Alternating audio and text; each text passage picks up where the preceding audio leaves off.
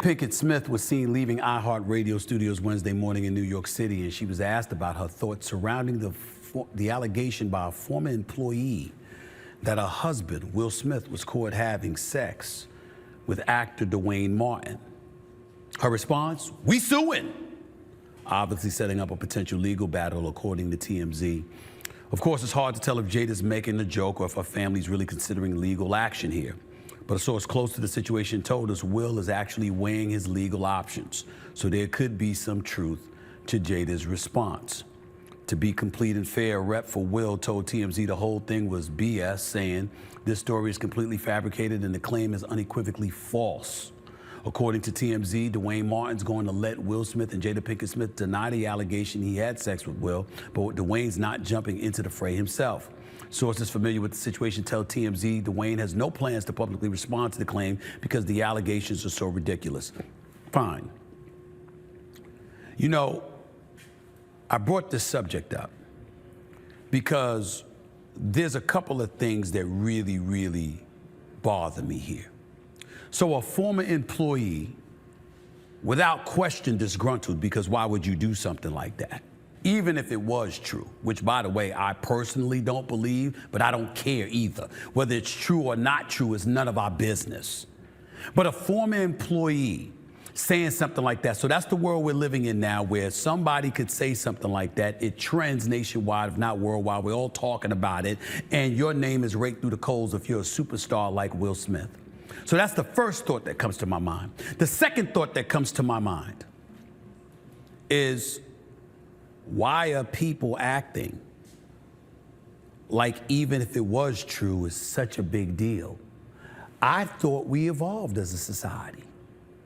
We're talking about folks who are transgender. We're talking about folks who are born a girl and decide that they're a boy, or vice versa. Women who say they're men and men who say they're women. We just discussed yesterday how Marlon Wayans' daughter transitioned to a son. I don't even remember if it was the other way around. You know why? Because it doesn't matter. I thought we advanced as a society. So if we really have advanced and it's really not a big deal, why is this being made to be such a big deal? That's point number two. Point number three is the biggest point that I want to make above all else. And I'm standing up here because I'm trying to compose myself. Because I got something that I want to say, but I want to be fair-minded in saying what I'm about to say. So I'm just going to say it. It's all your fault, Jada. You see what happens when you tell people business? Because you see what happens is that even me and everybody else in between could go out there and we could talk about a whole bunch of things. Why? Because you invited us to talk about it. Whether it's leaking out information about your sex life with your husband, whether it's selling a book and telling the world that y'all been separated for 7 years. And by the way, a year after your husband slapped the living shit out of a guy by the name of Chris Rock, who was a noted famous comedian, about 60 pounds lighter because he insulted you in Will Smith's eyes. By the way, Will Smith was laughing initially to that until he saw your reaction. This is at the Academy Awards, which everybody knows from a couple of years ago. This is what the hell happened. Along the way, red table talk. Along the way, Will and I ain't the same anymore. Along the way, ain't that interested in making love anymore. Along the way, your own children were clamoring for Tupac, who died over 25 years ago. Clamoring for a dude, God rest his soul, that they either weren't born or they were toddlers at the time of his passing. Where'd they get that from, Jada? Because if we can believe that pillow talk takes place between a woman and her man, we can certainly believe that talk takes place between a mother and her child, especially about the other parent. All of this stuff that Will is being subjected to, ladies and gentlemen, let's be clear. As much as we lament and abhor what he did to Chris Rock, up until that point, Did it get any cleaner than Will Smith? What did he do wrong? He always wanted to do the right things. He was always about doing the right things. Didn't you love the movie Hitch? Didn't you love iRobot? Don't get me started with Independence Day with him and Vivica Fox. The movie Focus with Margot Robbie. I love that movie. Now let's go. The Bad Boys, don't get me started with him and Martin Lawrence. 1, 2, and 3. Bad boys, what you gonna do? I loved it. Will Smith is a famous movie star, class personified. Didn't do anything to impugn his reputation at all. I interviewed him when he was doing Concussions, or the movie Concussion. The dude is outstanding, he's conscientious, heart's in the right place, but we got to talk about subjects like this because it's trending all over the place. Why?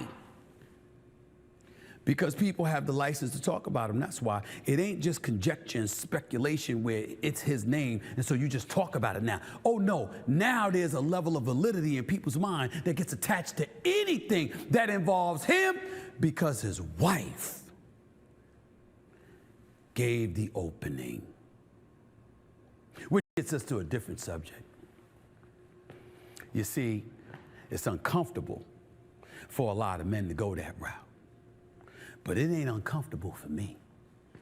Oh, no. I religiously tell people, mind your damn business. Religiously. I tell the men out there, and I'll tell you women out there, you got somebody in your life, in your personal life, the second they whisper your business, get their ass up out of there. Get rid of them. Get rid of them before they even can say their own last name, let alone yours. I got my little nephew in the house. Come here, boy. Come here, man. Hurry up. This is my nephew, Josh, right here, ladies and gentlemen. Josh, what did Grandma, my mother, your grandmother, tell us about talking about our business? To not do it. What did she tell us to do when you had people in our life who did tell our business? Get rid of them. How soon? Yesterday. Good job. Get the hell out of here. In both of your lives, Yeah. right? And I see perhaps in him somebody who is clinging to some normalcy, Yeah. right? Like everything has gone sideways. Will you stay with me through this? Don't leave me. I had seen him at Rikers, and it was really intense. And I think a while after that, because I'd only gone once to see him at Rikers, and I was taking care of a lot of things for him as well. I was taking care of Faney. I was some of his bills, lawyers, just trying to help orchestrate certain things, and just making sure he was straight. And I think for him, that was like, wow. That was like so many people had abandoned him. Mm-hmm. And he just decided, he just felt like, you've been in front of me all this time and I didn't even know, and will you be my wife? And so he wrote me that in a letter. So I was looking at the letter, as I was writing the book, and I was going to the envelope, and the envelope says J.K.Shakur. And I remember seeing that in the mail, like, J.K. Shakur, right? Right? And Who's that? just opening up the letter, and it was this long 2-page letter on a legal pad paper of Pac expressing himself in the most beautiful way. He was so like poetic in how he spoke. Mm-hmm. And,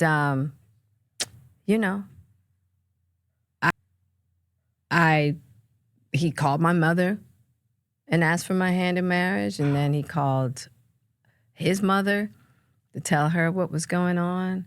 And then I talked to Afeni, and she was like, look, I just want you guys to do what makes you happy. He's really serious about it, calling. Oh, that was Pac, though. Pac, like when Pac put his mind to something, you know, he didn't play with it. He's definitely on it Yeah, for that moment. It's very real for him. This is what we're doing. Yeah. And he was very traditional when it came to family. He was very, very, very traditional.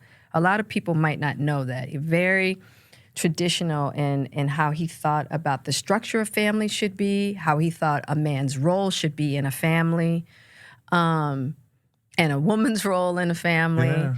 And he loved children. He adored kids.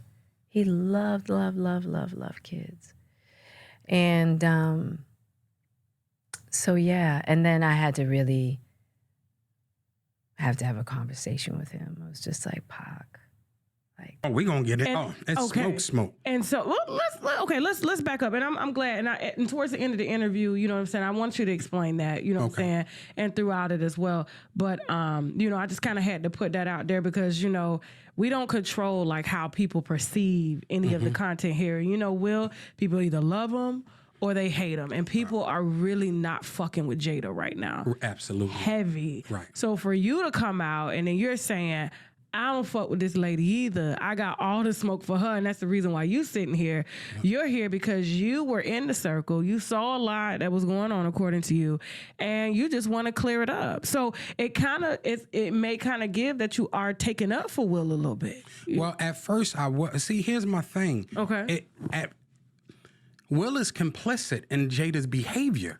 See, I agree. I agree. It's like if I have a problem with someone's wife, right? I'm not gonna go to their wife. I'm gonna go to the husband, and then we're gonna have a conversation like, "Yo, your wife is out of pocket, bro. Like she's doing this, and this." And let me just say this to make things. But you know what? Will's ex-wife said that Jada was always out of pocket. Oh, listen. So she would call the house and Jada would answer the phone and, you know, just all types of shit. You know what I'm saying? So she's been the one that's always controlled who was around him, Yes. who could talk to him, Yes. who could get to him. Yes. And she didn't want him the entire time. Nah. Okay. Nah. She, like I tell people, you got to look at Jada's from Baltimore. Mother strung out on drugs, the prettiest girl in Baltimore. And, she's in a house with, no gas, no electric, no food. She's going to do what she got to do to survive, right? And I understand survival. So, she had to do a number of things. And I thought it, for me, it brought hatred. Like she began to hate men for what they did to her in order for her to survive, right? That's, because I've had intimate conversations with her, and I know a lot of guys, being in the street, they would come from Baltimore because we had narcotics in Philly that, they didn't have other places. So, they're going to come to Philly and get the Percocets. They're going to come get the pancakes and syrup. Like, it's just certain things. So I know a lot of them guys, but Jada was already famous out there for being the most prettiest girl out there.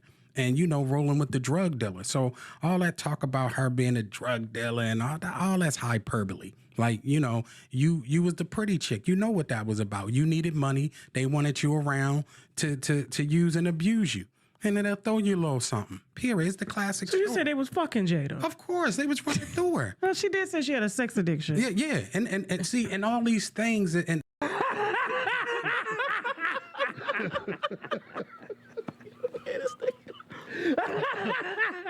That's the point that I'm talking about. Like, she said she masturbated at 8. She was masturbating. So she, she was, it's called hypersexual. Like if you, like people drop things, but don't go into detail.